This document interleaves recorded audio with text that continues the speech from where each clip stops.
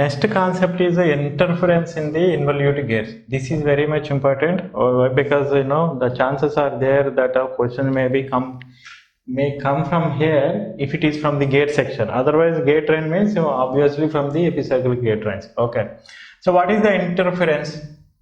See, according to the law of gearing, okay. So always conjugate gates. Conjugate gate should be in contact. Okay. So what is the meaning of that? Here in this case, conjugating means involute. Okay. So interference occurs only in the involute. No interference in the cycloidal gate trains. You remember this point is important. Involute only in the interference only in the involute. There is no interference in the cycloidal gates. Okay. So here, whenever the gates are conjugate, what is the meaning of the conjugate? Conjugate means involute gear profile. For example, here this is the involute gear profile of gear 1, okay, and then another gear profile also when it is coming touching here like this, its profile also involute. Both are involute. Then in that case, what happened? They are conjugate. Whenever one is involute, another one is not involute, then it will become non-conjugate. So whenever there is a non-conjugate gates come in contact, then it will lead to the interference. Okay, so when will it happen? Generally, if you are using the gates for a long time and its profile will be distorted after too much of use. Otherwise, there is a damage to the gear. So because of that, some involute profile come in contact with the non-involute. Then what happened?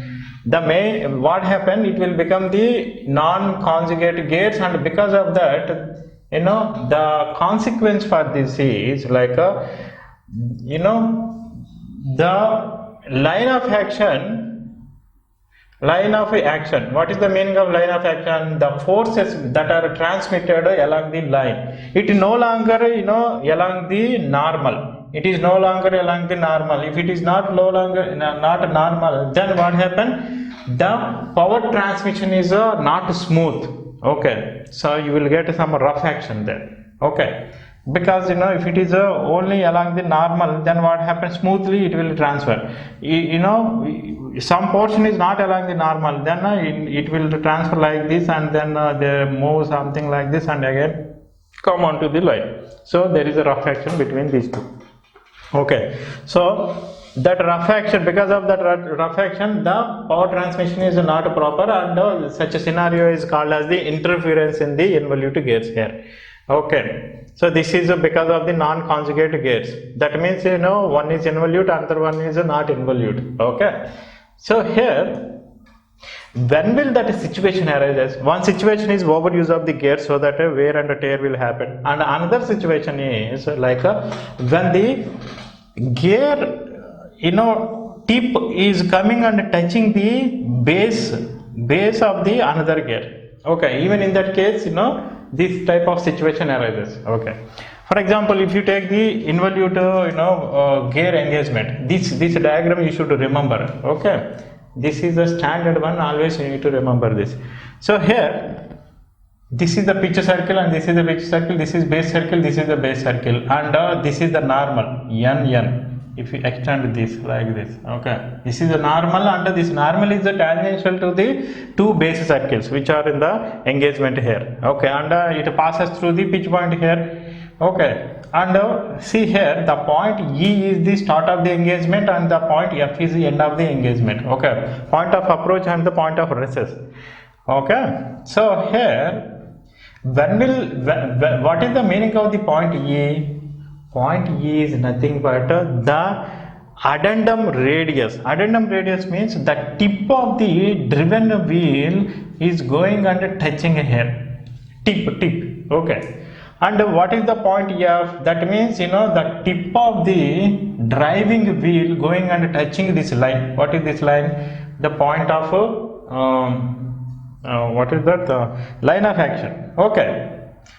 So that means here, if I draw a line, this is the circle, addendum circle here. The tip is coming and touching. If the addendum radius is further increased, then what happened? Instead of touching, it will touch somewhere here. Okay, you may think that it will go like this. No, it won't go. It will touch somewhere. See, so gear is like this, and then it will come and touch here. Understood? And if you further increase, then it will come and touch here. Okay, and if you further come, then this is the point where it will touch. Okay, that means the tip of the driven gear is coming and then touching the base. Okay, so base means this is the base. This is the base. After base, there is a solid here. Okay, and the involute profile is ending here itself. Okay, so when the tip is coming and touching the base further, then what happened? The involute is coming in contact with the non-involute portion. So in that case, what happened? The interference happens. That means here, what is the limiting condition for this? In case of the driven wheel, okay, in case of the driven gear, okay, what is the limiting condition to avoid the interference? The limiting condition here is, radius RA, that means the addendum radius, should be less than or equal to AD. Okay, this is the limiting condition, AD, from A to D. In the same way here, if you take the driving gear, okay, so what is the limiting condition? In the same way, I started increasing the addendum of the driving wheel, addendum. Okay, addendum is from the pitch circle to the outer addendum circle. So what happened? The F will move along this line and it will reach the limiting point C here. Okay, that means if you further increase, then it will come and touch this base inside. Okay, then what happened in that case? It is touching the non-involute portion. Okay, then it will become the non-conjugate. That means here the limiting portion is RA is less than or equal to BC here. Okay, these are the two conditions. Whenever the radius are becoming more than this, then interference will happen here. Okay, so these are the limiting condition, and whenever you choose the gear sets, you should choose in a such a way that you should take care about this. Okay, the RA and small RA and capital RA should be well below the AD and BC. Okay, and that is why most of the cases the addendum of the driven and as well as the driving, not most, almost all cases, the addendum of the driven and driving should equal. Then in that case it will not go further. Okay, so here how to avoid this interference? Okay, how to avoid this interference? Okay, so one way of avoiding this interference is satisfying this condition. Okay, there are different methods. First we will see satisfying this condition. When will this satisfy? Otherwise here when this condition is satisfied, then what happen? There are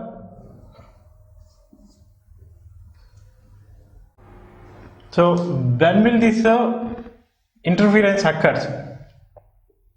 We suggested different cases, and see here there is a gear, and on this gear this is the one teeth, another tooth like this, and then one gear is coming here and then meeting with this. Okay, when it is a meeting like this, then what happen?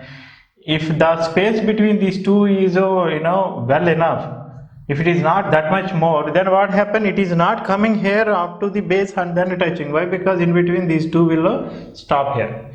Instead of a gear like this, if I have a more space like this, okay, if the teeth are given like this with a more space, then what happen? This gear under this whichever mating gear, it is having the more liberty to come and then touch here this. Why? Because when you have a more space in between, then what happen? It can come and touch here. Understood? Why? Because nothing is stopping here from coming fully into the base. Understood? That means here how closely you pack the gears and the how closely you pack the teeth on the gear, that is affecting the interference here. Okay, understood. That means, you know, for a given diameter you need at least minimum number of these many teeth, so that what happens when you engage with the other teeth, you know, that other gear, the teeth on the other gear sorry, will not come readily and then touch the base. Why? Because these if these are very close enough, they will stop that.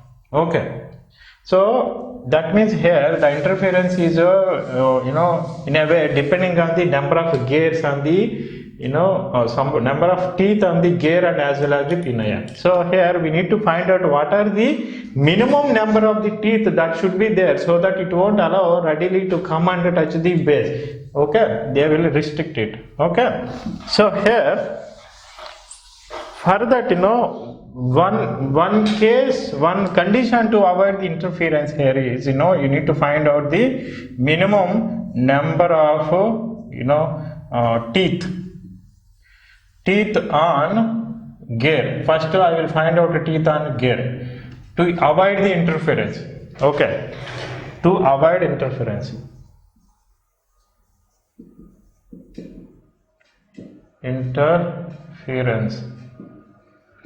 Okay, so here if I talk about the gear instead of pinion, so I will take the dimensions related to the gear. So here A to P is how much? R, and this angle is phi, and this angle also phi here. Okay, and then now AC is how much? This is right angle triangle from ACP, right angle triangle, and this is a hypotenuse, so it will become R cos phi. Okay, here AC equal to R cos phi, AP, that means pitch circle radius is R A,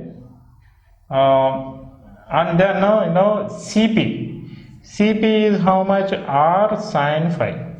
Okay, R sin phi. And in the same way here, you know, this is the R. Which one is the R? BP is a small r. Okay, this is the pinion. And then BD equal to how much? The right angle triangle is BPD and R is the hypotenuse. Then BD will become R cos phi. Okay, and then PD will become R sin phi. Okay, so now in the limiting condition, if I take the gear, okay, if I take the gear in the limiting condition, what is the condition? For example, the maximum addendant radius RA, okay, will become the equal, less than or equal to AD. This is a less than or equal to how much? AE. Okay, AE.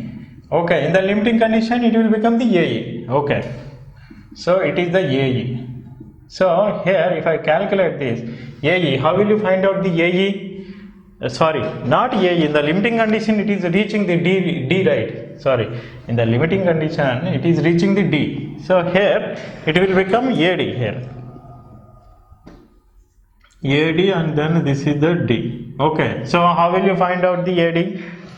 Okay, so now we need to find out the AD. So here A, from A to D. So this is the triangle, new right angle triangle A to D. New right angle triangle. It is a ACD. In the ACD we need to find out the AD. AD is nothing but AC square plus CD square. Okay, so it is a AC square plus a CD square, square root. Okay, so AC is we know that, and what's about the CD? CD can be written as CP plus PD here. Okay, so here I will write AC square plus CD can be written as CP plus PD whole square. Okay, then AC square is how much? Here RA equal to AC square. AC is how much? R cos square phi r square cos square phi plus a cp is how much? I will write, this is the cp square pd square plus 2 cp cd. Okay, so cp square, where is the cp? Yeah, cp is here. Cp square means r square sin square phi plus pd square. Pd is where? Pd is here, r sin square small r. R square sin square phi and then 2 cp cd, that means r small r capital R into sin phi into sin phi, cp into cd sin, it will become sin square theta, sin square phi. Okay, whole power 1 by 2 square root, right? So here if I take the r common here, cos square plus cos square phi plus sin square phi will become 1 here. So here r square into 1 plus small r square here. Here if I take the so here small r square plus 2 capital R into small r into sin square phi. Okay, I have taken sin square phi common, 1 by 2. Okay, so here I want to see how much addendum value I want to take here. Okay, addendum value. So generally addendum, how will we represent addendum value? The addendum value will be represented by using the, for example here, addendum AA,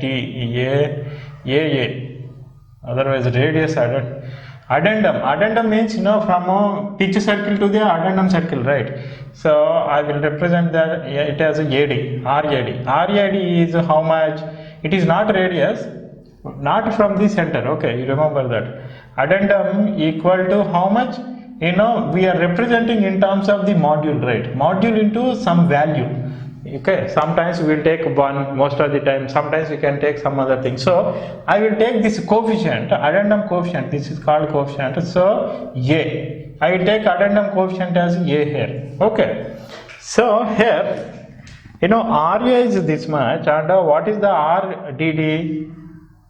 See, RADD is much nothing but the addendum is nothing but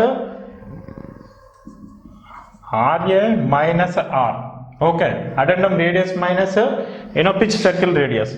So here it will become, if I take the R common here, okay, then it will become R into 1 plus, here if I take the R common here, I am taking R square common, so here it will become small r square divided by, sorry, here it is 1, right?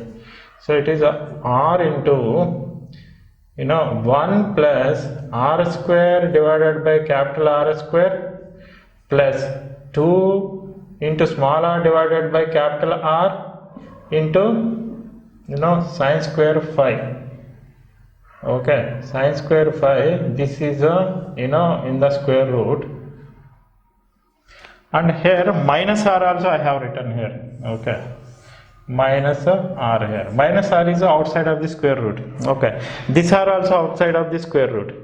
Okay, so here RADD is, if I equate to that, then it will become a into m. M is a module and A is the addendum coefficient. Okay, that equal to, here if I take the r common, r into it will become 1 plus if I take r common, r by small r capital, then it will become r by small r plus 2 into sin square phi here. Okay, this is 1 by 2 minus 1. Okay, this is the entire thing is this. Okay, so here if I substitute small r by divided by capital R is a gear ratio. What is the gear ratio? G equal to capital R divided by small t.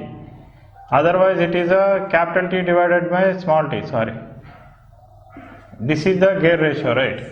Okay, so here if I substitute this, and what is the value of the R in terms of the module and the in terms of the module, if I substitute this, A into M equal to, okay, here m into T divided by 2. Okay, substituted. What is the module? Module equal to d by t.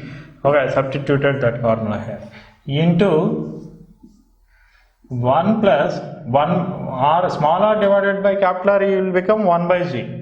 1 by g into 1 by g plus 2 into sine square phi minus 1. Here 1 by root 2. Okay, this is the formula, and mm will get cancelled, and here the t is nothing but the number of teeth.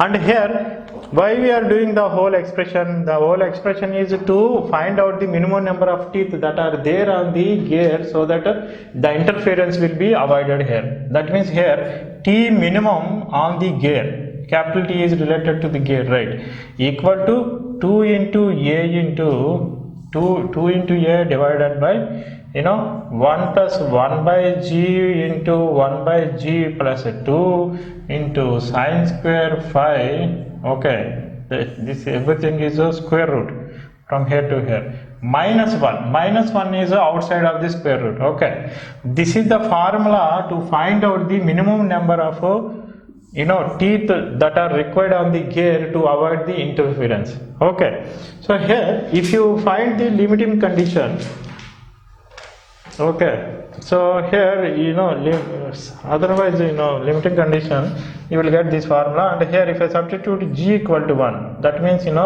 capital T divided by small t equal to 1, that means both gears are having the equal number of teeth here. And then another dependent value here is phi equal to, I will take the 20 degrees, okay, the pressure angle, and then here I will assume a equal to 1. A equal to 1 means here what is the a is the coefficient of addendum. Okay, if I take the addendum equal to 1m, then a equal to 1 here. So by substituting this, then t minimum that I get here equal to how much?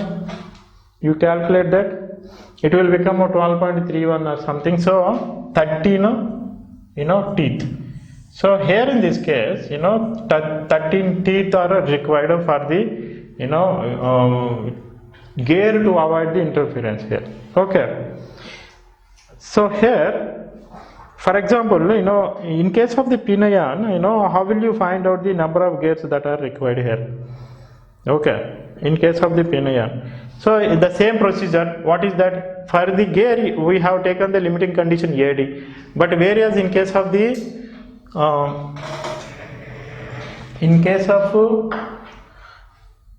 pin ion, what is the limiting condition? The limiting condition is BC. Okay, so BC equal to RA, that is the limiting condition, and this equal to how much?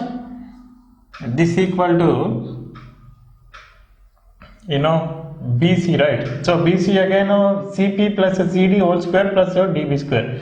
So it is a BD square plus CP plus TD whole square. Okay, this is what it will come here, and if you substitute these values, then finally what is the value you get for this? The same type of formula you will get, but with a g value different. So what is that? G value is different. T minimum equal to 2a divided by square root of 1 plus g into 1 plus 1 g plus 2 into sine square phi. Okay, the square root is only for the this portion minus 1.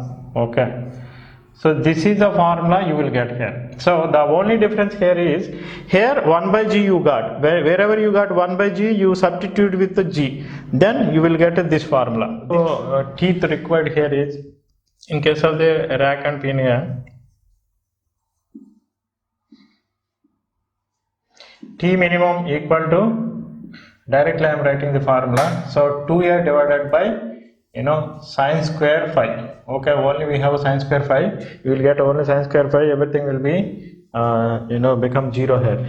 The T minimum belongs to which one? Rack or pin ion? Come on, rack can have any number of teeth. Why? Because it is infinity, right? So we are talking about the pin ion. So the minimum number of gears on the pin ion. Okay. So this is the formula here, and here if I keep phi equal to different values like 14.5 degrees, and then next I will take different values and prepare the table here. Okay, 20 and 20 here, again 20 degrees and 22.5 degrees, and the corresponding T minimum here, the corresponding T minimum value here equal to, if I substitute in this equation B, okay, equation B, then what happened for 14.5 degrees centigrade, no sorry, 5, oh my god, why I'm teaching so many subjects, so it is mixing up. It is not a degree centigrade, it is a degrees. Okay, 14.5 degrees. Then what is the minimum number of teeth that are required? This is a 32 value. And for 20 we will get 18, and for 22.5 we will get the 14. So minimum number of teeth that are required is 14 here. Okay, so as the phi value is increasing, then what happened, the T minimum is decreasing. So here whenever phi is increasing, then automatically what happened, the T minimum required are decreasing. So that means the number of teeth to avoid the interference is decreasing. Whenever it is decreasing, what is the meaning of that? The manufacturing of those teeth are easy. Why? Because less number of teeth. Okay, when less number of teeth are there, manufacturing is very easy and you can manufacture properly, and then in that way easily you can avoid the interference. Okay, so which one is better, preparing the 32 teeth or 14 teeth is very easy. Why? Because easy to manufacture, so that easily we can avoid the interference here. Okay, but whereas if you remember, if you talk about the torque or the power transferred, power equal to T into omega here, and in term T equal to, what is the formula, Ft into R, or R cross Ft, and again what is the value of the Ft? What is the value of the Ft here? The value of Ft equal to F into cos phi. How we got this? Okay, for example here, if you take the involute, this is the base. Okay, this is the base. Along this, F is transferred like this. Okay, and if you take the pitch circle, this is the pitch circle, and this is the Ft. Ft is acting here, tangential to the pitch circle. Why? Because the size of the gear is taken as the pitch circle radius here. And here F is like this, the angle between these two is phi, so you want to Ft. So Ft in terms of F is F cos theta here. So F cos theta, that means here the torque is depending on the cos theta, and in turn the power is depending on the pressure theta, pressure angle. Okay. So here what is happening, if the pressure angle is increasing, then what is happening? If pressure angle is increasing, then automatically the P value decreases. Why? Because when theta is 90 degrees, it will become 0. When theta is becoming 0, then it will become 1, right? So the power is decreasing. That means here, at which value the power is more, P is beneficial or more at 14.5 degrees. Okay, when the phi value is 14.5, power is more. Okay, or beneficial for us, it is transferring more power, and yet phi equal to 22.5, in T is a beneficial, T is a minimum, which is a value 14, and then the interference value also can be controlled here, it is less. Okay, so what is the first method to avoid the interference? By finding the number of teeth on the gear to avoid the interference. Okay, and the next methods are stubbed teeth and undercutting, and then increasing the center distance. Okay, so what is the stubbed teeth? The the length of the addendum decreases. Okay, so here see, if you see that teeth, Okay, so this is the standard teeth. Okay, not this much. Okay, let's assume okay this much, and it is a symmetric about the radial axis here. Okay, for example, this is the base circle and this is the pitch circle, and from here to here generally we will take a 1 m. Okay, so in case of the stubbed teeth, we will remove some of this addendum. For example, if I remove the 10% or for 20%, then it will become the stubbed teeth. Okay, I will remove this. So when I remove this, then what happens? The chances of the tip of the addendum going and touching the base of the other teeth is reduced here. Okay, and then the other one is undercutting. So what is the undercutting? For example, here this is the one gear, and this is the teeth, and then see this is the another gear. Another gear, it is having a gear like this, teeth like this. So it is going and then touching here. Okay, so here if I remove some material, if I cut some material here like this, then what happened?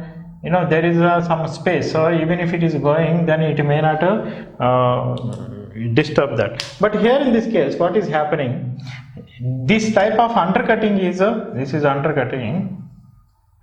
This type of undercutting is useful in case of a cycloid. Why so? Why? Because here, if you observe, this is the base circle.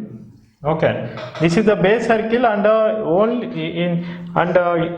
how this involute is produced. This is the base circle. Involute is always starting from the base like this. Okay, this is the involute, and below the base it is not at all involute. But whereas if you take the cycloid profile, how it is produced? If you take the pitch circle like this. Okay, in the pitch circle, how it is produced? Above the pitch circle, it is the epicycloid, and below the pitch circle, it is the hypocycloid. It is not only ending here; it can go like this. It is going, like this. The curve is going like this. Okay, but whatever we want, only that portion we are taking, only up to here, and here only up to here. So from here again, it will come and go like this. Okay, the curve is going like this. This is also cycloid. Here also, this is also cycloid. Okay, it is coming up to here. So here, this is the shape. So that means what I'm trying to say here. Whatever undercutting you are doing, that can become a cycloid even inside. But whereas it cannot become a involute. Why? Because the involute is starting only above the base here. Okay, below base it cannot be involute.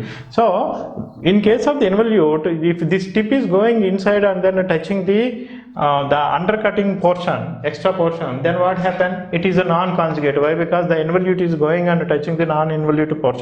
So non-conjugate. So that is why the undercutting may not work for the involute, but it will work for the cycloid. Okay.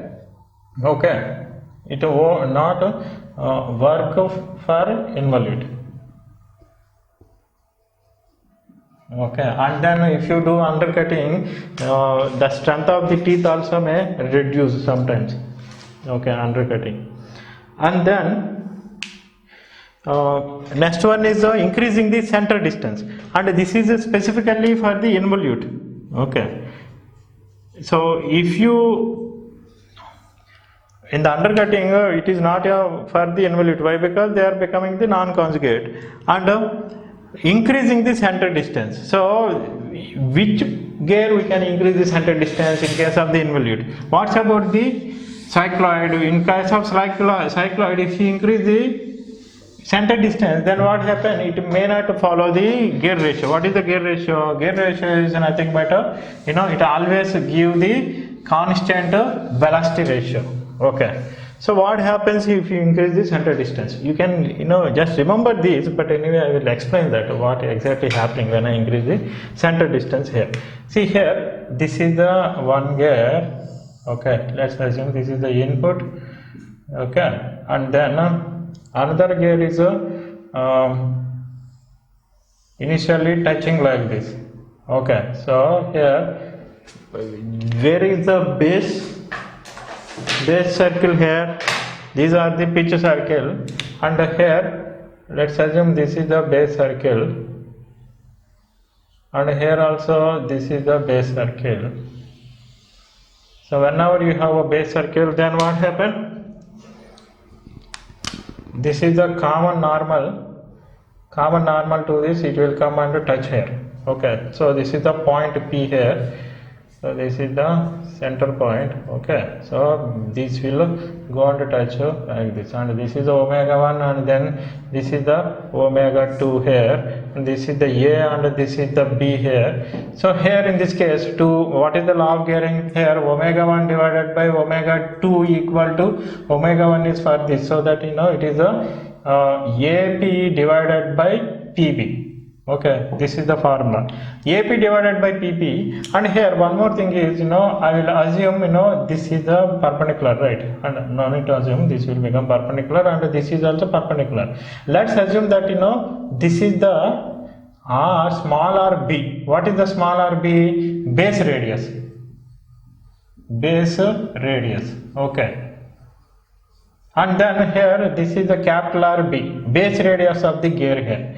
Okay. So here, this value is how much? This is the 5, and this is also 5 here. Okay. So if you look at this triangle, okay, I will say that AB, this is the C, and this is the D. If you look at the triangle ACP and PBD, these are similar triangles. Okay, why similar triangle? Here the angle between these two sides are same, and here also same, and this is 90 and this is 90, so that this angle also will become the same here. So when the three angles are becoming the same in the two triangle, then those are similar triangles. Whenever similar triangle, then I can write like a AP divided by PB equal to, that means here AP divided by PB equal to, I can write like a AC divided by DBD. Okay, AC is nothing but a RB divided by small rb. So here in this case, this is the first case. Okay, in the first case what happened? Omega 1 divided by omega 2 equal to RB divided by small rb, which is I will assume that it is some constant value. Okay, so when I change the center distance between these two, even in that case, what should happen? I should get the same constant angular velocity. Then I can say that even after changing the center distance between these two gears, there is no interference. Okay, I mean no interference means it is satisfying the law of gearing. When I change the center distance, what happens? Obviously, the interference will be avoided. Why? Because here this is one gear, this is another gear initially, and instead of that, if I keep a gear like this, even though they are touching each other, but this tooth tip is very far away from the base of the another gear. Okay. So here the next case is, I will shift the center here. When I shift the center up to here a little bit, then what happen? This is the new base circle. Okay, this is the new base circle, and here, if this is the new base circle, and if I draw this one, okay, then it will go and then touch like this. Okay, this is the new normal. This is the N and then N. Okay, see here previously both what we call that pitch circles are meeting, but now pitch circles don't meet. Okay, pitch circles don't meet. What is the pitch circle of this? The pitch circle of this will become something like this. Understood? So anyway, we are not worried about the pitch circle, but according to the law of gearing, whenever you draw a normal, that normal should touch a point which is connecting the this is the A dash. No, A dash to the B at the point. I already used P, so I will use the P dash.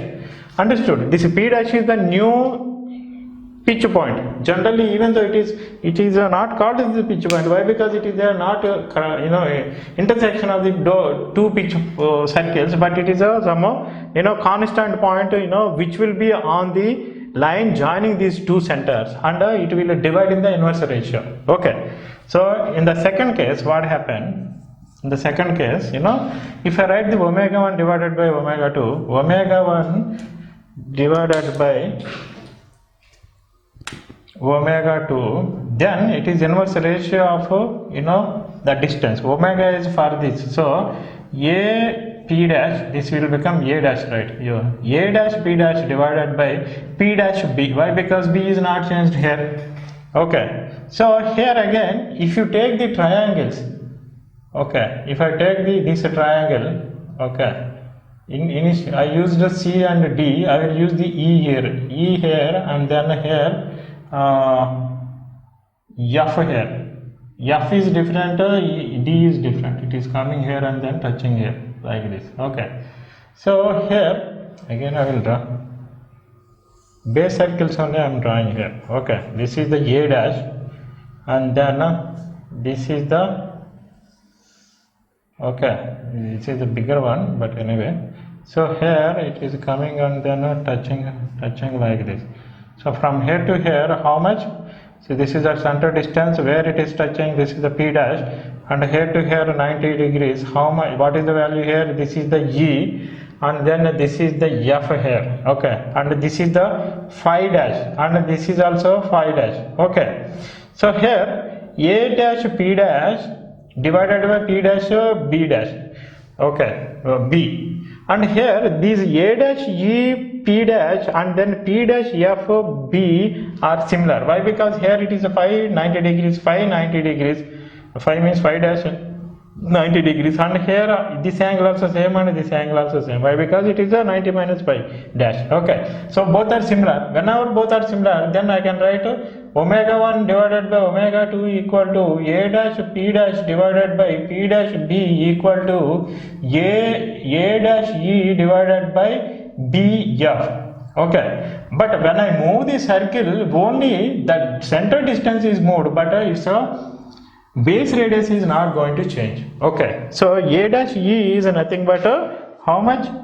RB, and then BF is nothing but a small RB. Okay, it is equivalent to this first case. That means in the both cases, what happened?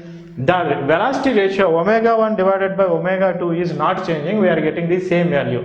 That means it is following the law of Gehring. So as soon as it is following the law of Gehring, then still it is giving the same velocity ratio. When it is giving the same velocity ratio for the small adjustment of the center distance, then there is no change in the Gehring engagement. So here interference avoided, and also it is satisfying the law of Gehring. So by increasing the center distance in case of the involute gears, the interference decreased here. So in the examination, how questions come here? We spend this much of time. Okay, you might have got bored by this time. Why? Because for a simple thing I am giving a lot of explanation. So you might be thinking like, I just remember this formula so that I will go.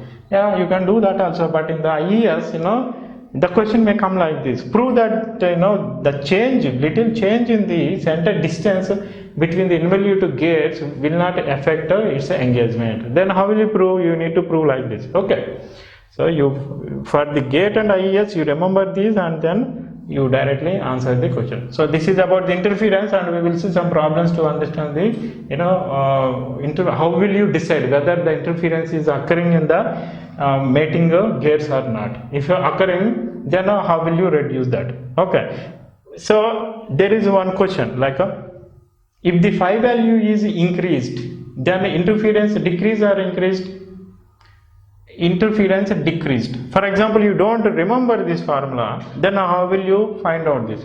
For example, here, when two gears are meeting like this, okay, so this is the base circle, normal. So this is the phi here.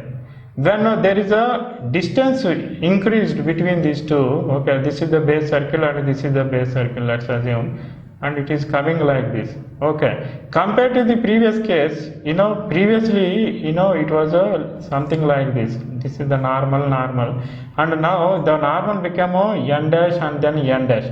So in which case, previously, this is the phi dash, and now this is the phi, this is the phi, and this is the phi dash. Okay, are you understanding what I am trying to say? N dash is a normal when you increase the distance between the gates. N is the normal to the base circles when there is no increase in the distance between the gates. In which case, phi is more. In the second case is phi is more. So when phi is increased, what happens? The center distance is increased. When the center distance is increased, then the probability of the tip going and touching the base is decreasing. That means the interference is decreasing. That means whenever the phi value increases, the interference decreases. You remember that. Okay, even if you don't remember the formula. Otherwise, from here also you can remember. If a phi value increasing, then a T minimum decreasing. That means it is easy to manufacture to avoid the interference. Okay.